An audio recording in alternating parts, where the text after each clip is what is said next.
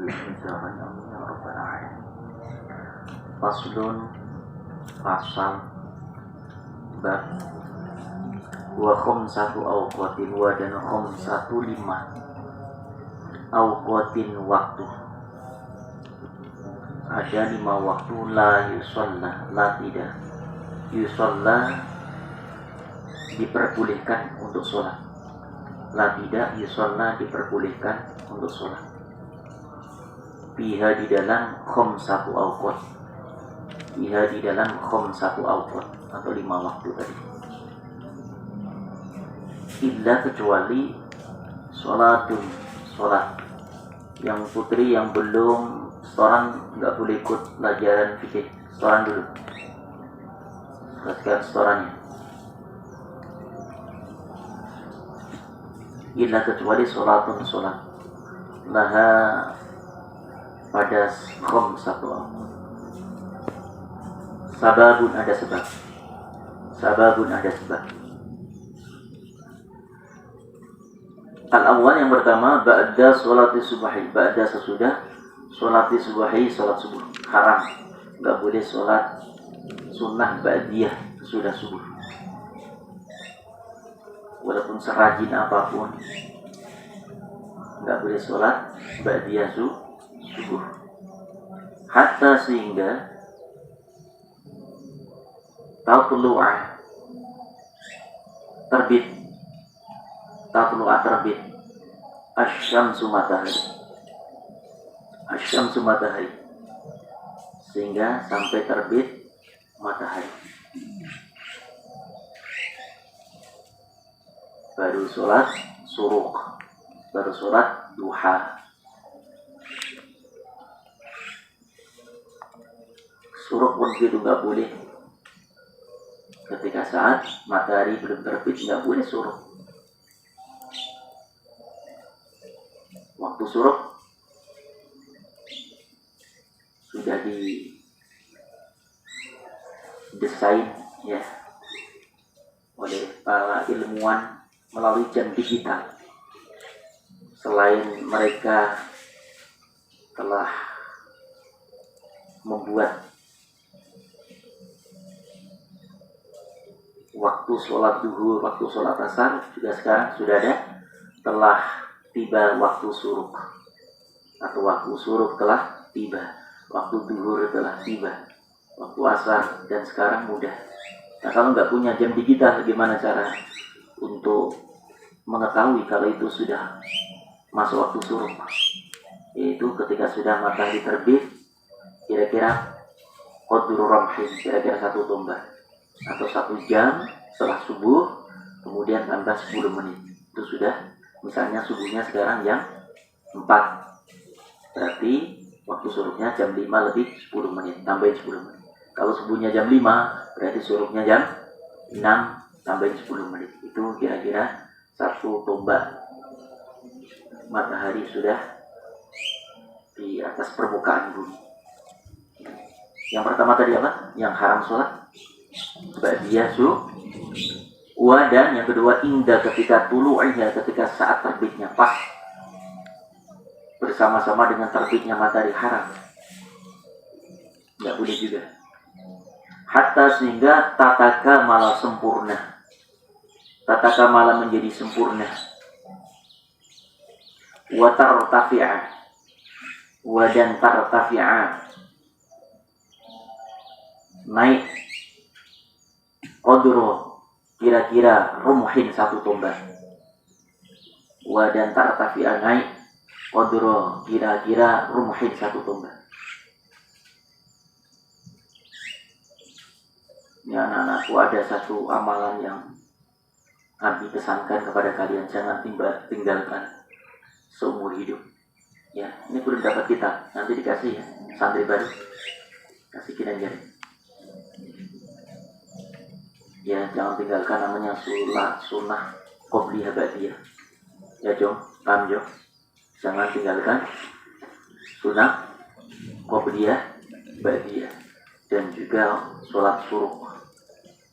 Keutamanya luar biasa. Walaupun andai kata anak-anakku belum ditakdirkan oleh Allah untuk menjadi tamu Allah, tamu Rasulullah Shallallahu Alaihi Wasallam dengan haji atau umroh, ada amalan yang Abi terus minta kepada kalian untuk amalkan dan hidupkan itu. Apa? Akan memperoleh pahala apa? Haji dan umroh sempurna. Hadisnya gimana? Barang siapa sholat subuh berjamaah wa qa'ada, lalu dia duduk, lalu wa yadhkurullah ta'ala, lalu dia berzikir kepada Allah Subhanahu wa ta'ala, hatta tatlu asy-syamsu, sehingga matahari terbit. Tsumma shalla raka'atain, lalu sholat 2 rakaat. Sholat apa tadi namanya? Suruh. Apa kata Rasulullah? Kana lahu ka'ajri hajjatin wa umratin tamatin. Sampai 3 kali Rasul menyebutkan. Maka dia akan memperoleh pahala haji umrah sempurna. Paham tak? Ya, jangan tinggalkan ya.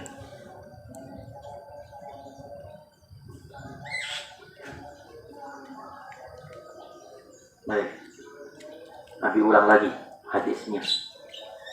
Tadi apa hadisnya? Barang siapa sholat subuh berjamaah, lalu dia duduk dan berzikir kepada Allah hatta tatlu asy-syamsu, sehingga matahari, lalu sholat 2, apa pahalanya? Kana lahu ka'ajri hajjatin wa umratin tamatin. Maka dia akan memperoleh pahala haji umroh sempurna. 2 rakaat sholat suruh, kita dapat pahala yang luar biasa istimewa. Ya, jangan pernah tinggalkan umur hidup kita. Insyaallah berkah. Mana tukang tadi? Bismillahirrahmanirrahim. Wa dan idza, yang ketiga wa dan idza apabila istawat, sama, hatta sehingga tazula bergeser. Yang ketiga haram sholat lagi, yaitu ketika posisi antara kita dengan matahari itu persis. Misalnya sholat berdiri, itu matahari persis di atas kepala sholat, itu sudah nggak ada. Sholat duha sudah selesai waktunya, habis untuk melakukan sholat sunnah, haram hukumnya. Posisi matahari persis di atas kepala sholat, sehingga tidak ada bayangan sama sekali. Paham? Kalau sudah ada bayangan, ini ada bayangan nih. Lihat ini. Apa ini? Pohon. Ada bayangannya kan? Tapi keharaman sholat sunnah yang ketiga adalah ketika kita berdiri atau ketika ada benda kemudian pas didirikan, lalu di situ antara benda atau diri kita dengan matahari itu persis di atas kepala kita, tidak ada bayangannya sama sekali. Itu haram melakukan sholat. Berarti habis waktu sholat sunnah duhanya. Sehingga matahari kemudian bergeser sedikit kemana bergesernya kira-kira? Halo, kalau duhur gesernya kemana? Barat. Kalau waktu duhur berarti bergesernya kemana? Ke barat. Berarti ke barat sedikit, lalu di situ ada bayang-bayang. Ada bayangan kita, bayangan benda itu. Nah, itu keharaman yang ketiga. Baik.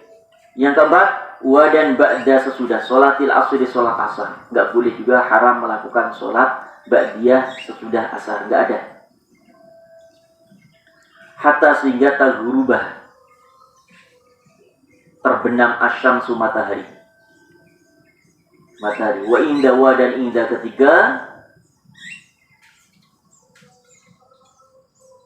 al-ghurubi, terbenam, hatta sehingga yatakamala, sempurna.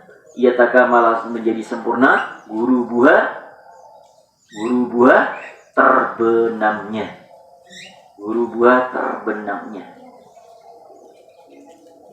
Sudah sholat, kecuali ada sebab. Sebabnya apa kira-kira? Contoh misalnya ada teman kita meninggal, tolik misalnya, meninggalnya di sholat asar, kemudian ingin segera dimakamkan. Sebelum dimakamkan berarti diapain? Diapain? Halo, sebelum dimakamkan diapain? Dimandikan. Sebelum dimandikan, setelah dimandikan, kafankan. Setelah dikafankan, sholatkan. Nah, ternyata kita tahu nih, kan nggak ada sholat sunnah, setelah sholat asar. Nah, kira-kira sholat mayit boleh nggak dikerjakan sesudah sholat asar?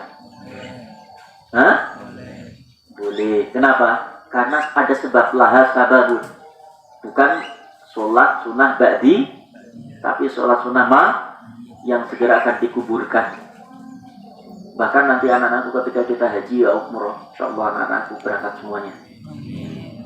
Ya, walaupun setahun 5 santri 5, nanti insyaallah semuanya akan berangkat. Selesai 30 juz selesai, insyaallah akan dapat hadiah itu. Ada 29 nanti insyaallah Ustaz Taufik, Ustaz Mujahid akan berangkatnya insyaallah. Nah, di sana kita akan saksikan nanti habis sholat maghrib nyolati mayit, habis sholat asar nyolati mayit, habis sholat subuh nyolati mayit. Kok boleh? Padahal yang kita kaji dalam ilmu fikih ini kan nggak boleh. Nah, itulah disebut laha sabab. Karena ada sebab kematian. Atau begini, anak-anak datang ke Masjid Istiqlal. Pas sampai sana sesudah sholat asar. Begitu masuk masjid, boleh nggak kita sholat 2 rakaat? Padahal waktunya sudah sholat asar. Boleh nggak sholat sunnah? Boleh nggak? Boleh nggak? Enggak. Ada yang boleh, ada yang nggak. Satu guru beda ilmu. Allahu Akbar. Boleh. Niatnya sholat apa? Tahiyatul masjid, usolli sunnat tahiyatul masjid rakaatain. Kenapa? Kita misalnya dalam keadaan safar, kan ada tuh. Pergi sampai situ kan disunahkan masuk ke masjid manapun sebelum kita masuk masjid, aturannya, anjurannya, sunahnya sholat 2 rakaat walaupun sesudah asar tetap tahiyat itu berlaku. Sholat tahiyatul masjid itu. Paham Jo? Itu. Nah, yang nggak boleh tadi sholat ba'diyah. Baik. Sampai di sini, insyaallah ya, mudah-mudahan manfaat. Alhamdulillah. Syukur la ilaha illa anta astaghfiruka wa atubu ilaik. Ayo.